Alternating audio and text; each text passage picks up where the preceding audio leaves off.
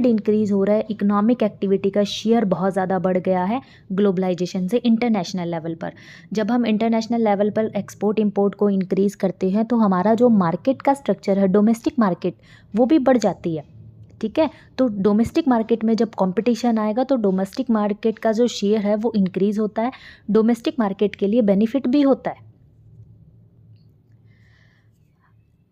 और modern time में हम लोग देख रहे हैं कि हम लोग कहीं पे भी मूव कर सकते हैं, कहीं पे भी काम कर सकते हैं, कहीं पे भी अपनी एजुकेशन कर सकते हैं। मॉडर्न टाइम पीरियड पे कोई भी ज्योग्राफिकल बाउंड्रीज नहीं है, कोई भी बैरियर नहीं है। इसी को ग्लोबलाइजेशन बोलते हैं कि कोई भी ज्योग्राफिकल बाउंड्रीज या बाउंडेशन नहीं है। आप फ्री हो कहीं पे भी मूव करने के लिए, एक्सपोर्ट इंपोर्ट करने के लिए, अपनी सर्विसेज देने के लिए, अपनी एजुकेशन के लिए। इसको बोलते हैं ग्लोबलाइजेशन। ग्लोबलाइजेशन से इंटीग्रेशन हुआ है वर्ल्ड की इकोनॉमी का, exchanging the ideas, product and technology, raw material, finish good, जो आर्मी के इक्विपमेंट हैं वो वगैरह। तो एक्सपोर्ट इंपोर्ट बहुत ज़्यादा बढ़ गया था ग्लोबलाइजेशन की वजह से, क्योंकि ग्लोबलाइजेशन आने की वजह से ही जो कस्टम ड्यूटीज़ थी, जो टैरिफ थे, कोटा थे, वो सब रिमूव हो गए। तो उसी की वजह से हमारे जो कंट्री है वो इंटरनेशनल लेवल पर फ्री हो गई थी एक्सपोर्ट इंपोर्ट के लिए, आइडियाज़ शेयर करने के लिए, सर्विसेज शेयर करने के लिए। ग्लोबलाइजेशन इंडिया के अंदर थोड़ा लेट हुआ था, लेकिन ऐसा है कि ग्लोबलाइजेशन के बाद इंडिया ने बहुत ज़्यादा ग्रोथ की थी। और अब आप देख रहे हो जो हमारे प्रधानमंत्री है नरेंद्र मोदी, वो बार बार कॉन्फ्रेंस करते हैं फ़ॉरेन में। अब आप देखते हो वो अलग अलग कंट्रीज़ के प्राइम मिनिस्टर के साथ मिलते हैं, डील करते हैं, इक्वाइपमेंट के डील करते हैं। कई बार वो जैसे ऑयल वगैरह के डील कर रहे हैं, कभी हमारे एक्सपोर्ट के डील कर रहे हैं, कहीं इंपोर्ट की डील कर रहे हैं। तो इसी तरीके से ग्लोबलाइजेशन लेवल पर बैठकर बातचीत कर कर भी बहुत सारे समस्याएं हैं उनको सुलझाया जा सकता है। रीज़न फॉर ग्लोबलाइजेशन, देखो रीज़न ग्लोबलाइजेशन के कुछ रीजंस थे कि हमें बेटर रिसोर्सेज मिले। अब वर्ल्ड की कुछ कंट्री ऐसी होती हैं जो कैपिटल इंटेंसिव हैं, वर्ल्ड में कुछ कंट्री ऐसी हैं जो लेबर इंटेंसिव हैं। तो अब हर चीज़ तो लेबर से नहीं बनाई जा सकती और हर चीज़ कैपिटल से भी नहीं बनाई जा सकती। तो आपस में लेबर और कैपिटल का एक्सचेंज हो सकता है। अगर ग्लोबलाइजेशन होगा तो ही वो चेंज हो सकता है। तो इसी वजह से ये मेन रीज़न है ग्लोबलाइजेशन का कि कैपिटल इंटेंसिव कंट्री और लेबर इंटेंसिव कंट्री आपस में एक्सचेंज तभी हो सकती हैं जब वर्ल्ड लेवल पे, इंटरनेशनल लेवल पे क्या हो, ग्लोबलाइजेशन हो।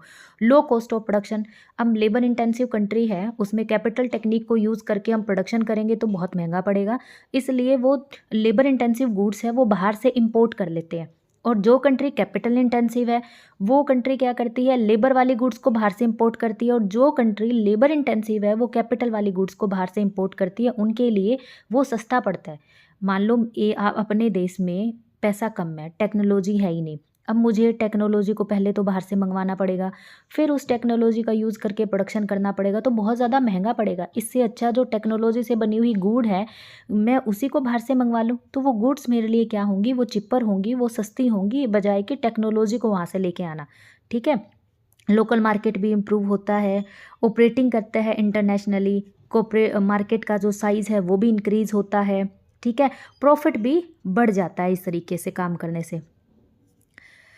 तो जो हमारी इकोनॉमीज़ हैं इनको क्या फ़ायदा मिला ग्लोबलाइजेशन से, इकोनॉमी के अंदर हमारी इकोनॉमी लगा लो, फॉरेन इकोनॉमीज़ लगा लो, देखो बहुत ज़्यादा इम्प्रूव हो गया, रैपिड ग्रोथ बढ़ गई थी इनकी। ग्लोबलाइजेशन की वजह से टेक्नोलॉजी का इम्प्रूवमेंट हुआ था, अपॉर्चुनिटी ज़्यादा बढ़ गई थी, गुड्स को सेल और परचेज़ करने के लिए एक इंटरनेशनल मार्केट मिल गई थी, अपॉर्चुनिटीज़ हो गई थी लेबर और कैपिटल को लोकेट करने की, एनीवेयर वर्ल्ड में जहाँ भी उनको नीड लगती है वहाँ पर लेबर और कैपिटल है वो मूव कर सकती है।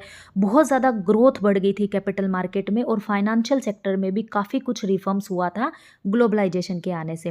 कुछ एस्पेक्ट्स थे ग्लोबलाइजेशन के, ट्रेड एंड ट्रांजैक्शंस को सिक्योर करना था, ट्रेड एंड ट्रांजैक्शन को बढ़ाना था, कंट्रीज़ में ग्रोथ करवानी थी, इम्प्रूवमेंट करवाना था, माइग्रेशन को पॉसिबल बनाना था।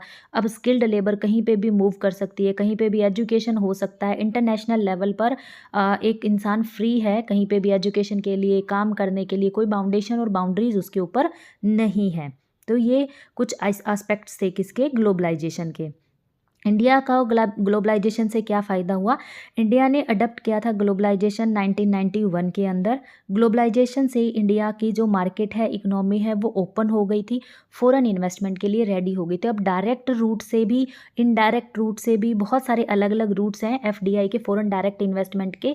अब फ़ॉरेनर इंडिया में आके इन्वेस्टमेंट कर सकते थे, जिससे इंडिया की इकोनॉमी काफ़ी ग्रोथ हुई। यहाँ के लोगों को एम्प्लॉयमेंट मिला, एम्प्लॉयमेंट से उनकी इनकम जनरेट हुई और इनकम जनरेट होने से उनका लिविंग ऑफ स्टैंडर्ड है वो इंक्रीज हो गया था। The new economic policies adopted by had impact on every sectors of the Indian economy. कि इंडियन इकोनॉमी में 3 सेक्टर होते हैं मेनली। प्राइमरी सेक्टर होता है एग्रीकल्चर सेक्टर, उसके अंदर भी काफ़ी कुछ अच्छा इम्पैक्ट मिला क्योंकि न्यू टेक्नोलॉजी आई, साइंटिफिक टेक्नोलॉजी का, हाई क्वालिटी के सीड्स का, फर्टिलाइजर, पेस्टिसाइड, केमिकल्स हमने यूज़ किए, तो एग्रीकल्चर में प्रोडक्टिविटी पर हेक्टेयर थी वो इंक्रीज़ हो गई। और इंडस्ट्री में भी काफ़ी कुछ फ़ायदा हुआ, बहुत ज़्यादा टेक्नोलॉजी आई जिसकी वजह से हमारी जो इंडस्ट्री है उसका जो ग्रोथ है, उसका जो प्रोडक्शन है वो काफ़ी बढ़ गया था। सर्विस सेक्टर में भी काफ़ी इम्प्रूवमेंट आया कि हमारे जो डॉक्टर, इंजीनियर है वो स्किल के हिसाब से बाहर जाके एजुकेशन लेने लगे, या बाहर के कुछ लोग हैं वो इंडिया में आके काम करने लगे, एजुकेशन लेने लगे। तो ग्लोबलाइजेशन का इंडियन इकोनॉमी के तीनों ही सेक्टर में काफ़ी अच्छा इम्पैक्ट देखने को मिला। अब कोई भी चीज़ अगर नई इंट्रोडक्शन होती है, नई चीज़ आती है, तो उसके दोनों ही पॉइंट हमें देखने होते हैं, पॉजिटिव भी और नेगेटिव, वो दोनों ही साथ लेके आता है अपना इम्पैक्ट। इसका देखो, ग्लोबलाइजेशन का फर्स्ट गुड इम्पैक्ट क्या था? प्रोडक्टिविटी इंक्रीज़ हो गई थी, हाई स्टैंडर्ड ऑफ लिविंग हो गया था लोगों का, फ्लो ऑफ कैपिटल इंक्रीज़ हो गया था क्योंकि एफडीआई जो है हमारी कंट्री में वो फ़ॉरेन डायरेक्ट इन्वेस्टमेंट बढ़ गया था, हमारा एक्सपोर्ट इंक्रीज़ हुआ था, कंपटीशन बढ़ गया था, फ़ॉरेन ट्रेड बढ़ गया था, जो डोमेस्टिक बैरियर्स थे वो रिमूव हो गए थे। कुछ बैड इम्पैक्ट थे ग्लोबलाइजेशन के, वो देखो क्या थे बेटा? टेक ओवर कर लिया था नेशनल, जो डोमेस्टिक फर्म थी उनको नेशनल जो फर्म्स हैं उन्होंने टेक ओवर कर लिया था, यानी कि धीरे धीरे स्मॉल स्केल इंडस्ट्रीज़ हैं वो ख़त्म होने लग गई थी और इंस्टेबिलिटी आ गई थी मार्केट के अंदर। चीज़ें बहुत ज़्यादा लंबे टाइम के लिए स्टेबल नहीं थी, जैसे ही लोगों का टेस्ट, प्रेफरेंस, चॉइस बदलती वैसे ही चीज़ें हैं वो चेंज होने लग गई। ट्रेडिशनल जो इंडस्ट्रीज़ थी वो ख़त्म होने लग गई थी क्योंकि अब मॉडर्न इंडस्ट्रीज़ हैं वो धीरे धीरे उनकी स्थान या उनकी जगह लेने लग गए थे। स्मॉल स्केल इंडस्ट्रीज़ हैं वो आप लगा लो कि बिल्कुल ख़त्म हो गई थी। ठीक है? कल्चर पे भी काफ़ी कुछ इम्पैक्ट हमारे आया था जो हमें देखने को मिलता है। पॉजिटिव इम्पैक्ट वही है, रैपिड ग्रोथ बढ़ी थी बिज़नेस की, बहुत ज़्यादा अपॉर्चुनिटीज़ अवेलेबल हो गई थी ऑल ओवर वर्ल्ड में, ग्लोबल लेवल पर आप अपने स्किल के हिसाब से काम करने के लिए फ्री हैं। न्यू टेक्नोलॉजी का इंट्रोडक्शन हुआ था, टेक्नोलॉजी रूरल एरियाज़ में भी काफ़ी एक्सेस हो गई थी, न्यू टेक्नोलॉजी एग्रीकल्चर में भी यूज़ होने लग गई थी, लिटरेसी रेट भी काफ़ी इम्प्रूव हो गया था क्योंकि देखो हमें अच्छा काम तभी मिल सकता है जब हमारे पास स्किल हो, स्किल तभी आ सकती है जब हमारे पास ज्ञान हो। तो इसी वजह से एजुकेशन भी एक बहुत अच्छा, ग्लोबलाइजेशन की वजह से ही इंफ्रास्ट्रक्चर, हमारा कम्युनिकेशन सिस्टम और हमारा एजुकेशन सिस्टम काफ़ी स्ट्रॉन्ग हुआ है ग्लोबलाइजेशन की वजह से। कुछ नेगेटिव इम्पैक्ट भी आए थे। हमारी जो सोसाइटी है या सोशल वेलफेयर है वो जो मुद्दा था वो सेकेंडरी हो गया। अब फर्स्ट प्रायोरिटी रहा है देश को जीडीपी ग्रोथ करवाना। ठीक है? एथिकल जो रिस्पॉन्सिबिलिटीज़ थी वो धीरे धीरे ख़त्म हो गई, प्राइस में स्टेबिलिटी नहीं हो रही थी, प्राइस हाइक कर रही थी एवरी डे। तो इसी वजह से जो मिडिल क्लास हैं और जो बीपीएल पीपल हैं वो काफ़ी सफ़र कर रहे थे, लोकल बिजनेस है वो ख़त्म हो रहे थे धीरे धीरे। High growth but problem of unemployment, growth हो रहा था लेकिन कुछ एक सेक्टर में ग्रोथ हो रहा था। देखो डिफरेंस होता है ग्रोथ और डेवलपमेंट में। ग्रोथ का मतलब होता है किसी एक सेक्टर में फ़ायदा होने से भी कंट्री ग्रोथ करती है, लेकिन डेवलपमेंट का मतलब होता है गरीबी कम होना, पावर्टी रिडक्शन होगा, इनइक्वालिटी ख़त्म होगा, सोशल जस्टिस होगा, इनकम भी इंक्रीज़ होगा, एम्प्लॉयमेंट भी जनरेट होगा, तब डेवलपमेंट होगा। डेवलपमेंट ओवरऑल होता है, सारी ही चीज़ों को बेटर करना डेवलपमेंट है, किसी एक चीज़ को बेटर करना ग्रोथ है। तो हमारी कंट्री में ग्रोथ हो रहा था बट डेवलपमेंट नहीं हो रहा था, अनएम्प्लॉयमेंट बढ़ रहा था, जिसकी वजह से नेगेटिव इम्पैक्ट हम ग्लोबलाइजेशन का कह सकते हैं। एग्रीकल्चर सेक्टर भी काफ़ी अफेक्टेड हुआ क्योंकि अब लोगों का जो मेन डोमेन था वो एग्रीकल्चर सेक्टर ना होकर सर्विस सेक्टर और इंडस्ट्री सेक्टर बन गया था। कुछ पॉलिसी चेंजेस भी आए थे। देखो जो हमारी एनईपी आई थी 1991 में, इसमें लाइसेंस है वो अबोलिश हो गया था, ख़त्म हो गया था। एमआरटीपी एक्ट आया था 1969 में और फॉरेन इन्वेस्टमेंट है वो बहुत ज़्यादा इनकरेज हुआ, बहुत ज़्यादा बढ़ गया था। फिस्कल रिफॉर्म्स भी हुए थे, एक्सटर्नल सेक्टर भी रिफॉर्म्स हुए थे। आउटवर्ड लुकिंग पॉलिसी, पहले हम इनवर्ड लुकिंग पॉलिसी देख रहे थे, यानी कि इम्पोर्ट का सब्स्टिट्यूशन ही ढूंढते थे।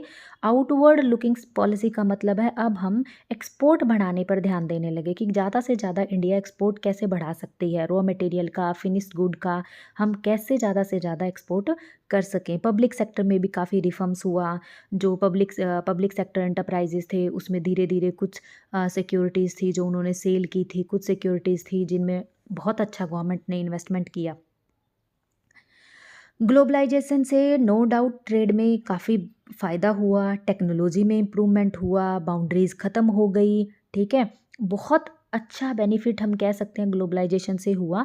नो डाउट कि इसके कुछ नेगेटिव एस्पेक्ट्स भी थे, स्मॉल स्केल इंडस्ट्रीज़ हैं वो ख़त्म हो गई थी, लेकिन स्मॉल स्केल इंडस्ट्रीज़ ख़त्म होना उतना बड़ा नुकसानदायक नहीं था जितना देश में लार्ज स्केल इंडस्ट्रीज़ है या टेक्नोलॉजी, प्रोडक्शन, सर्विस सेक्टर या इंडस्ट्रियल सेक्टर में इम्प्रूवमेंट हुआ था।